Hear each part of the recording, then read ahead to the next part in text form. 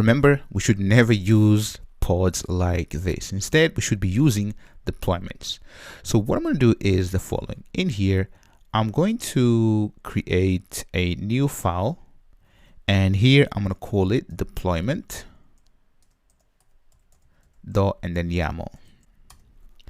Now what I'm going to do is I'm going to put these files side by side so you can see the difference. So there we go. So in this side we have the pod definition, and on this side I'm going to create the deployment. Now, as I said, throughout this course you should be using VS Code and also installing all of the dependencies that will make things much easier for you. So here, instead of me memorizing how to create deployment, so on and so forth, I can just type deployment, and here I'm getting auto completion. So deployment, and there we go. So now let's actually fill in the actual metadata. So here I'm just going to keep things as hello dash and then world, so as we had before. And then for the image right here, so on this side, let's just take this exact same image, Command C, paste that in, and then in here you see that we have to indent this just like that. And then let's take these resources, so make sure that the resources are the same on this side here, and then the container port is the exact same thing, so 80, and just like that.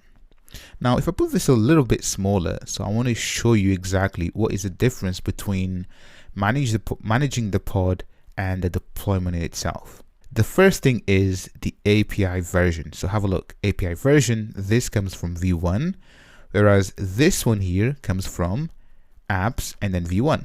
Now I've actually just spotted an error, so this should be hello world. I always misspell hello world, so hello and then world, just like that.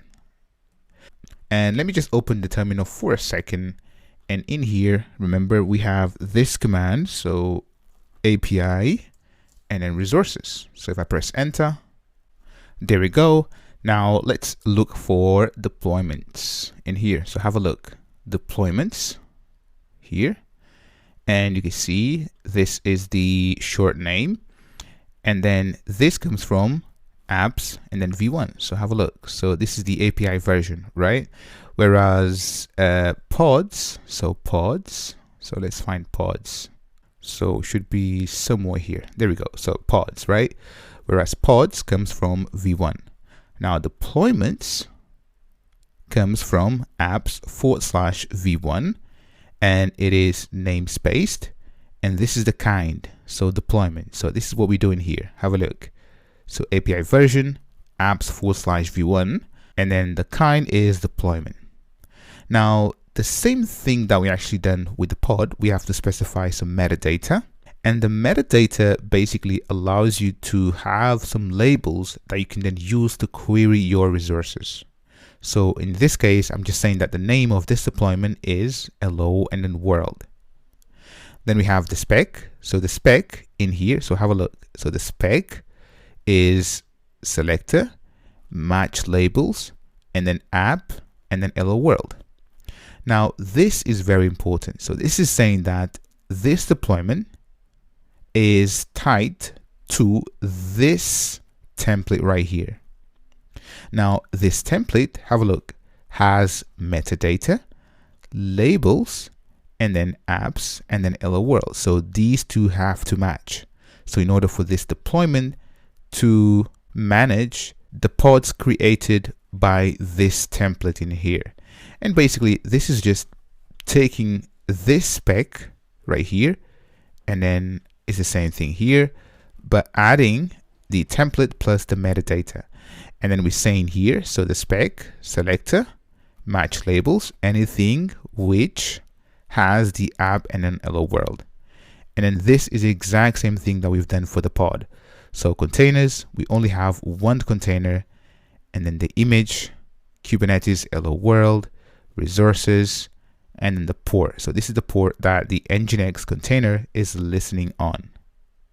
And to be honest, this is a pod in action, so you can see the difference. Now what I'm going to do is I'm going to save this file in here, and you can grab this from the description of this video. And let's go back to the terminal, Control L, And now if I type kubectl get pods or get PO is the same thing. So no resources found. So let's now say kubectl apply -f and then deployment.yaml. Enter and have a look. Deployment apps hello world created, which is really nice. So now let me just press Ctrl L for a second and then let's get pods again and have a look. We have a pod, which is really nice, and you can see the status is running. So now the pod is being managed through a deployment. So basically, if I go to the slides, this is what we have. So we have the deployment, and I'm going to show you this in a second, the replica set, right? So we have the replica set, and then we have the pods in here. So far, we haven't told anything about the number of replicas that we want for our application, but I'm going to show you as well in a second. But basically, we have this scenario right here, and also later I'm going to show you how to perform deployments using rolling updates. But there we have it. This is deployments in a nutshell.